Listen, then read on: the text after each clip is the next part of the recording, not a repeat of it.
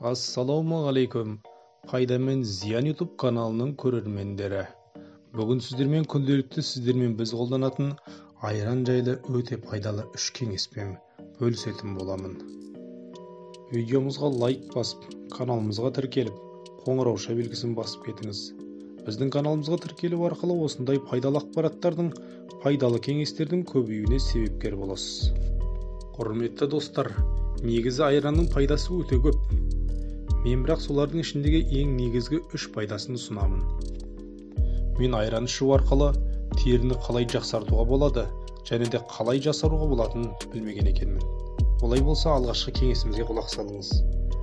Жалпы айран зиянды бактерияларды өлтіреді және ас қорытуды жақсартады.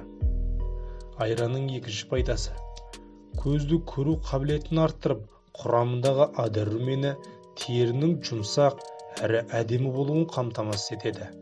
Құрамындағы да дәрумені болса сүйектің беріктігін қамтамасыз етіп, буындарды нығайтады. Айранның үшінші пайдасы: ауыр және майлы тағамдардан соң айран ішу көп калорияны жойып, семіздікке апармайды. Құрамындағы фосфор түрлі инфекциялардың алдын алып, ағзаның жалпы күшін арттырады. Дегенмен де достар, кез келген тағамды мөлшерінен тыс пайдалану әрине ағзаға кері әсерін береді. Мысалы осы айранға келетін болсақ, бүйрегі жетіспеушілігі бар. Құрметті көрермендер, осы үш пайдалы кеңесті естеріңізде сақтап алыңыздар. Мен білгенімше сіздерге пайдалы видеоларды ұсынатын боламын.